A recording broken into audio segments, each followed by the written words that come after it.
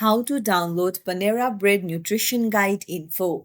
Hey everyone, welcome back to the channel. If you are new here, don't forget to hit the subscribe button and turn on the notification bell to not miss any updates. So it's really simple to download the nutrition guide from Panera Bread's website.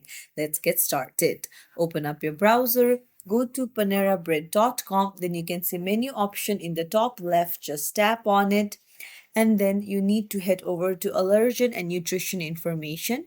So here you'll find two versions of the nutrition guide. Choose the one that you want to download. Just tap on it.